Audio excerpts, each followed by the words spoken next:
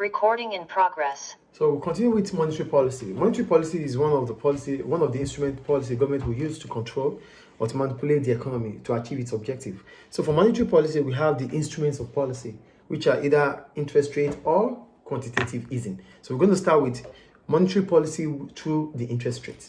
And when we talk about interest rate, we're talking about the price of money. So I'm going to start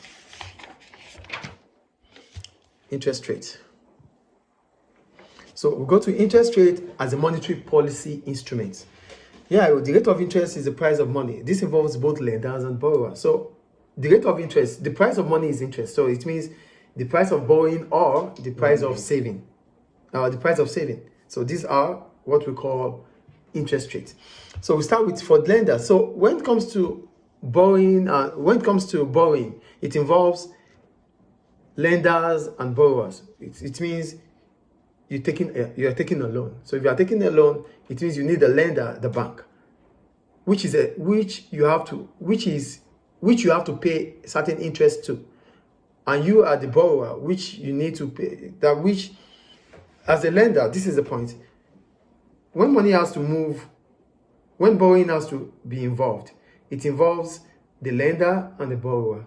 The lender is that financial institution, the person or the institution that has that money that is going to supply the money market, the money for loan. So if it's giving you a loan, it is expected of you to pay interest on that loan. And for the lender, it is he or she or it expecting what interest that has to be paid. Do you get the point here? So we have the lender who is giving money out to the money market, and we have the borrower who needs that money from the money market. So here I wrote, for lenders, they are expected to receive interest if money is supplied for loans to money market. So they are expecting to get interest. You have to pay them interest. And for borrowers, it is expected of a borrower to pay interest to the lender. The lender receives interest. The borrower pays the interest. That's the difference between the lender and the borrower. I think it's clear. So the rate of interest affects aggregate demand within the economy. So the higher the interest rate, the lower the level of aggregate demand. So if interest rate is increasing within the economy, it affects the AD within the economy because it affects maybe spending or consumption. So here I wrote. So I'm going to start. So we check ways in which the interest rates affect the AD curve. The first one is on consumer durables. When we talk about durables, we're talking about things that can last longer, like cars, kitchen equipment, furniture, and the rest. So these things can be bought through borrowing, credit. Do you get it? But if the interest rate is high, credit reduces, then the consumption of all these durables reduces. Do you get the point here? So here I wrote consumer durables. Consumers will be able to buy durable goods such as furniture, kitchen equipment, and cars on credit. But this depends on the rate of interest. So the higher the interest rate, the lower the consumption of consumer durables. So if the interest rate is high, consumer spending on consumer durables reduces. And consumption is a component of the aggregate demand. So if consumption reduces, it means the AD curve will also reduce. Do you understand? So the lower the interest rate, the higher the consumption of durable goods. And if the interest rate is low, it means consumption of durable goods will increase. So it's easier to borrow money. It's easier to borrow, and that increases AD within the economy because consumption is part of the components of the aggregate demand, and it's an injection within the economy. I think the point is clear. Another way in which the rate of interest affects aggregate demand is the housing market. Houses are mostly bought through mortgage. So if the interest rate is high, it means the price of mortgage increases. People will tend to buy less of houses. Do you get the point here? So here I wrote, houses can be purchased through mortgage. Therefore, the lower the interest rate, the lower mortgage payments on given sum borrowed. This will in turn make houses more affordable. As a result, increase the aggregate demand within the economy. So if the interest rate is low, a low interest rate means borrowing would increase within the economy. And that borrowing that is increasing might include the consumption or the spending on housing. So because houses become affordable, as a result, aggregate demand is expected to increase within the economy. Do you get the point here? Yes, sir. So that's the housing market, right? Yes, sir. That's fifth or fourth.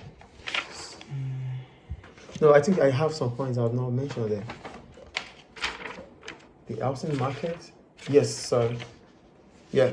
So now we go to ways in which the low interest rates increases aggregate. Because when you look at the market for housing, we're talking about mortgage, and we said as soon as the price of money reduces, the ability to borrow for mortgage increases. Yes or no? So how does this really impact on the aggregate demand within the economy? So we start ways in which a low interest rate, which is on mortgage, increases aggregate demand. What's the first one?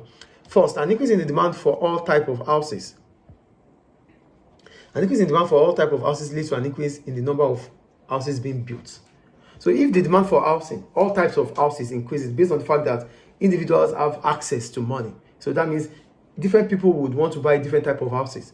And that would lead to building more type of houses, yes or no? So different houses will be built. And building is part of investment. Initially, it's part of investment. Do you get the point here? Building houses, a new building is an investment. And investment is part of the components of the aggregate demand. So investment, as soon as new houses are built, investment increases, and that increases the aggregate demand within the economy. Do you understand the first point here? Yes, so the first way in which a low interest rate increases aggregate demand is that the demand for houses increases. As soon as the demand for houses increases, new houses will be built. If new houses are built, they are considered as investment initially. And that investment is part of the component of AD. So that increases AD. Because AD is C plus I plus G plus X plus C plus I plus G plus X minus M. Do you get it? So that's investment. That's the first one. Then the second one is moving houses. So as soon as I purchase a new house, it means I need to buy carpets, I need to buy kitchen equipment, I need to buy things into the new house. That is also spending, yes or no? Spending is part of consumption, and consumption is a component of AD. So an increase in a fall in the interest rate, which allows more mortgage, would also increase consumer goods. Do you understand? So the second way is through moving houses, which brings about the purchase of consumer durables such as furniture, carpet, and kitchen equipment. Kitchen equipment. So this increases consumption, and consumption is a component of AD. Do you understand the second reason? The first one is that new houses will be built, and if new houses are built, they are considered as investment. Investment is I, which is part of the AD component. Then the second one is moving houses. When you have to move to a new house, you might have to buy durables like furniture, kitchen equipment, even maybe, yes, kitchen equipment. So those two things are part of consumption, and consumption is a component of AD. So an increase in those things will increase AD. That's the second one. I think it's clear. And the third one, moving houses may release money that can be spent. The money available can be used to purchase furniture or perhaps even a new car. So the third way is moving houses. So because I'm able to buy a new house. So I want to move from my old house to a new house because I'm going to be able to sell this old house to somebody. So the money tied down in this old house can be used to purchase furniture or a car, because I am moving to a new house. And if I am moving to a new house, it simply means I'm selling the old house. Selling the old house gives me access to more money. So those money can be used in maybe buying a new car or furniture. So that also increases aggregate demand within the economy. So do you understand now why a reduction or a fall in interest rate increases aggregate demand within the economy? Any question? No, sir. Good. So the third way in which interest rate affects aggregate demand is the wealth effect. Are you there? Yes. Okay. For wealth effect, I wrote, a fall in interest rate may increase asset prices. For example, a fall in interest rate may increase the demand for housing, therefore raises the price of houses. This in turn increases the wealth of house owners, as a result may increase their spending. For wealth effect, a fall in interest rates allows more access to money. Yes, when the money supply within the economy increases. So if money within the economy increases, people might start buying more houses. So the purchase of houses, the demand for houses increases. And as soon as the demand for houses increases, the price of houses rises. Yes or no? So that means the value of houses would increase. So house owners become better off. As a result, they have a positive wealth effect. And that might increase their consumption. And that increases aggregate demand within the economy. Do you understand that? Yes, sir. Also, a fall in interest rate, which also affects government bonds. A fall in interest rate may increase the price of bonds. As a result, bondholders will become better off as their wealth will increase. So bondholders are those who borrow government money. So as a bondholder, if interest rate falls, the prices of bonds will rise because a lot of people will want to borrow more. So because government wants to borrow more, the demand for bonds increases. And as soon as the demand for bonds increases, the prices of bonds increases. So that makes bondholders to have a positive wealth, to have an increase in their wealth. So that's a positive wealth effect too. And that increases their consumption because they have more to spend. Is it clear? Mm-hmm. So that's the impact of interest rate on aggregate demand. Then the next one is, we are talking about the variables of interest rate, right? The next one is saving. For saving, I wrote, high interest rates make saving more attractive compared to spending. Because when we talk about saving is the money that we did not spend. So that means we delay our spending for a future date. That is why we call it saving. So a high interest rate increases saving, then borrowing reduces. So the higher the interest rate, the greater the reward of delaying spending now and spending moving towards the future. So this will in turn reduce aggregate demand at the present time. So if saving increases, it brings about withdrawals within the economy, and that reduces aggregate demand. So a high interest rate reduces aggregate demand within the economy, while a low interest rate increases aggregate demand. I think it's clear. Okay. So another factor that affects another factor that interest rate affects is the exchange rate. And when we talk about exchange rate, we're talking about the price of a country's currency in relation to other countries' currencies. So a fall in the interest rate is likely to lead to a fall. Is likely to lead to a fall in the value of domestic currencies, which simply means that foreigners will be able to buy more currencies with each unit of their own currency.